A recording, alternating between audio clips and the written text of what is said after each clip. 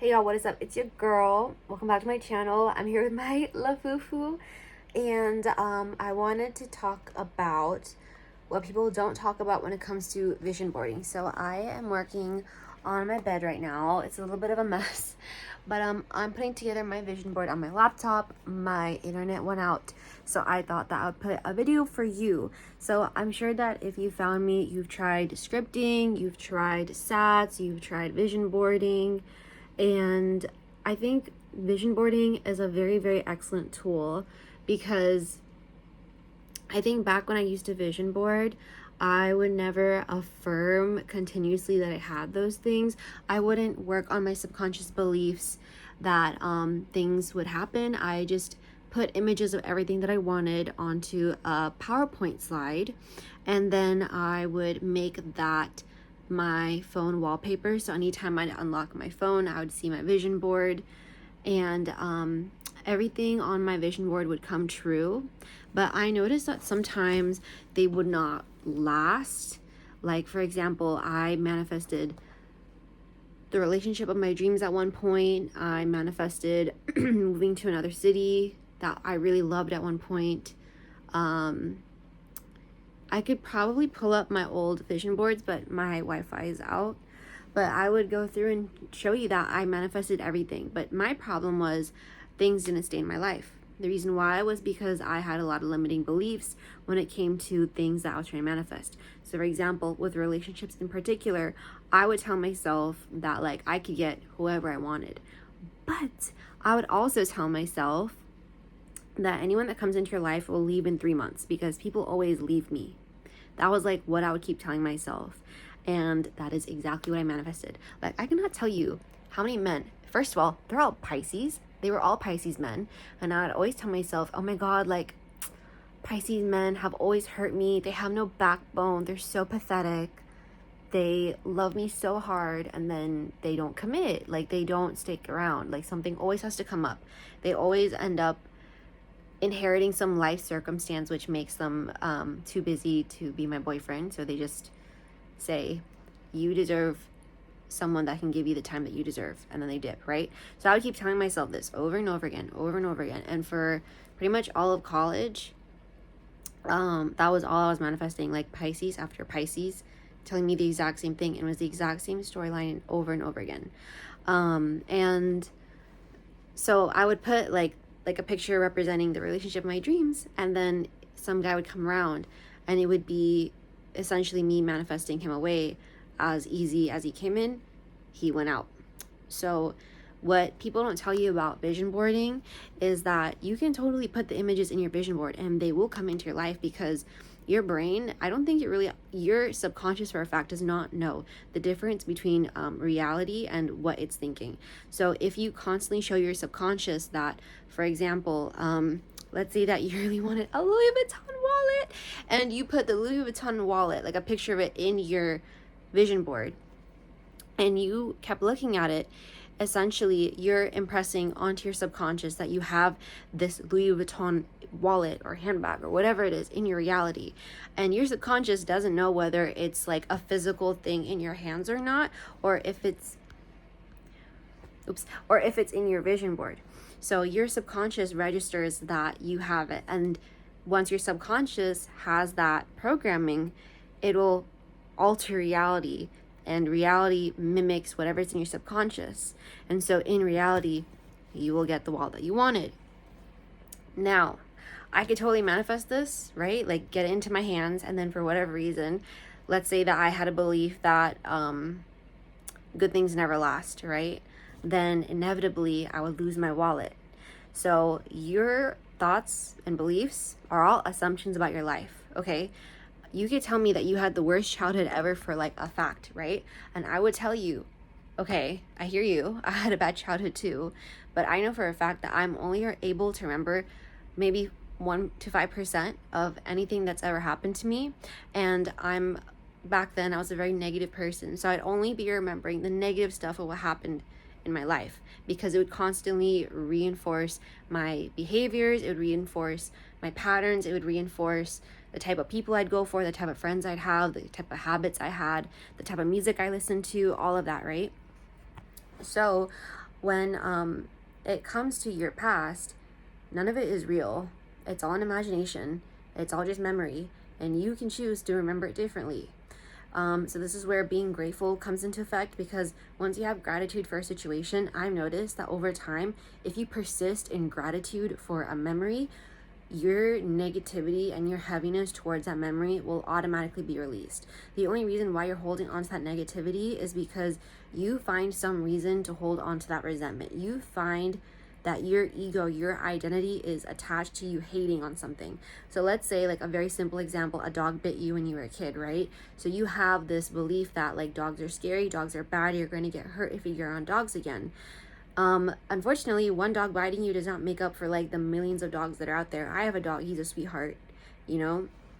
There are lots of dogs out there that will never ever bite you, but because you believe that since that dog was bad, you have made a part of your identity to be a dog hater. So you avoid dogs. And even if you really wanted to manifest a dog, this is an example about dogs now, like relationships, right?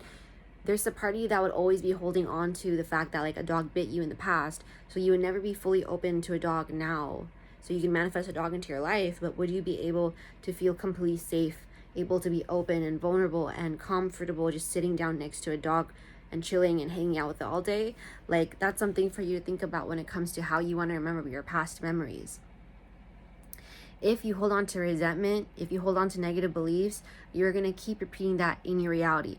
And what I'm trying to tell you is that there's no difference between a fake thought, like a fake reality, and a real reality. Because like I already mentioned, I'm only able to remember 1 to 5% of my past. You're most likely the same, unless you're like Cam Jansen and you have a photographic memory and you can remember every single second of every single part of your life. Even if you had that ability, I would argue that you still witnessed life through your perspective back then. As a kid, you are definitely less brave. You are more vulnerable. You are more trusting of the adults in your life. And I'm very sorry if adults did something that hurt you or showed you something about life that wasn't true. My parents are immigrants. They have a very immigrant mentality.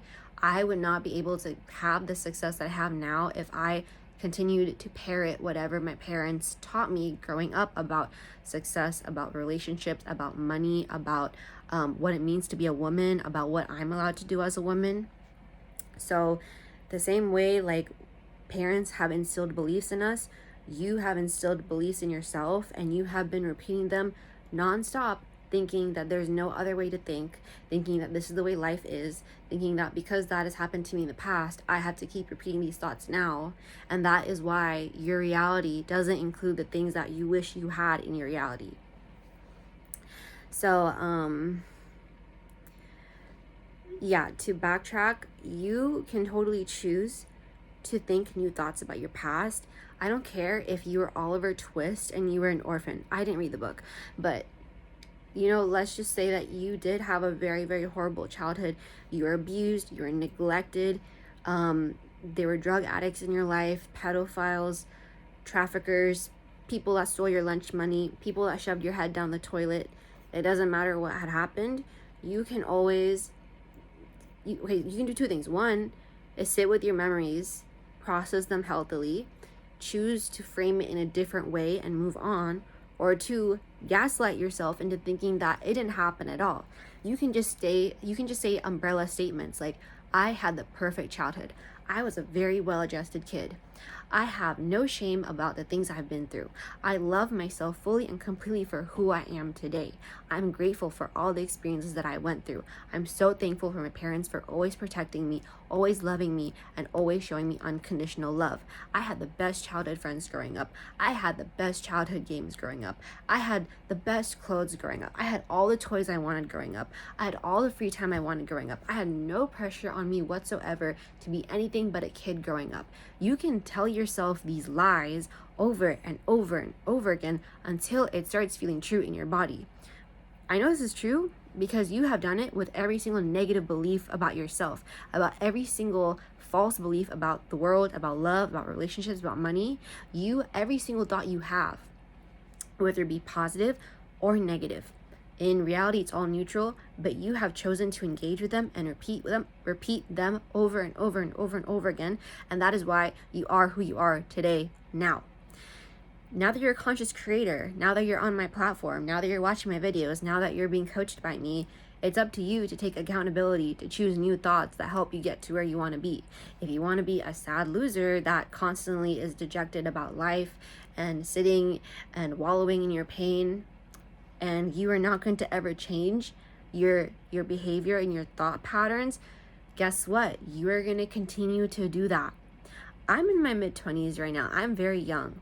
But if I personally did not make the effort to change who I am today, I know for a fact that my entire 20s will pass me by. And then I'll be 30 and be wondering, why am I so single? Where are all the good guys right now? Why am I such a bum-ass bitch?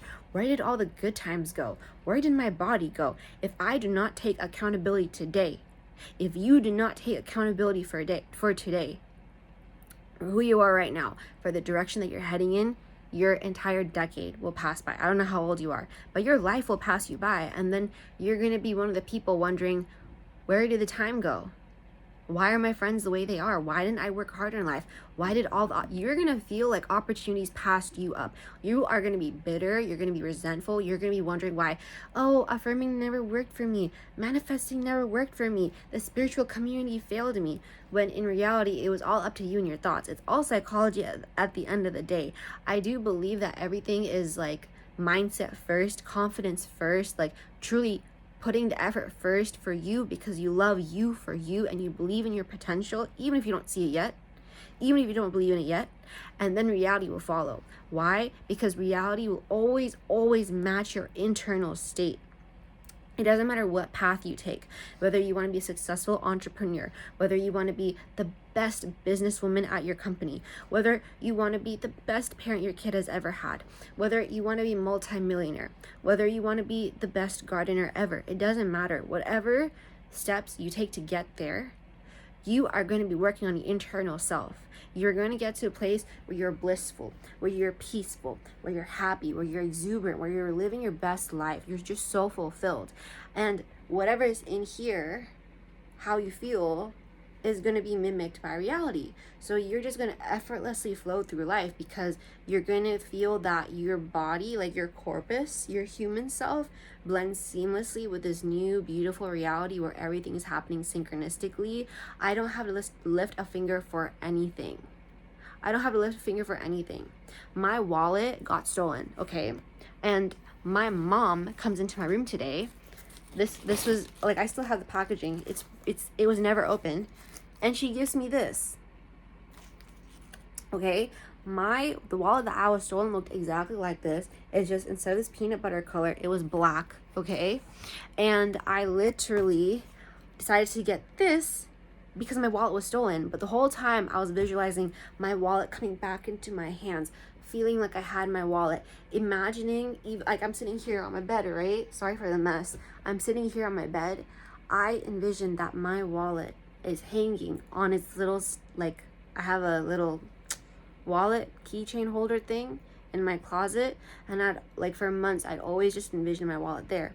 And now this is my BBL. This is my birds before landing. Getting the exact wallet, just a little bit different color. There were lots of other BBLs of things that I manifested. It really feels like a glitch in the matrix. But do you see what I mean? Like, I never had to lift a finger for that, and I got it, and it's, the actual item will actually come back to me. I know it for a fact. I don't have to lift a finger for any of my clients. I don't have to lift a finger for any of the people that I help that actually buy my services. I don't have to lift a finger to get the support that I need in this life. Whereas before, when I always felt like I had to grind very hard, that success was always away from me. I wasn't happy with myself. I was miserable. I was constantly complaining. I was only seeing the negative. That entity is still in me sometimes, and I'm working on processing those emotions because there are traumatic events tied to that identity. But I'm persisting in the reality in which everything just flows to me. And I know that you're on that path right now because you would not have found me otherwise. You would not have found me in my lufufu otherwise. And yeah, you're here for a reason, I'm here for a reason, and we're gonna make this work. I will be posting this video even though my hair isn't like perfect, but I know that you guys are not here for how I look, you guys are here for what I teach. So I love you guys so much. I'll see you in the next video. Thank you so much. Mwah.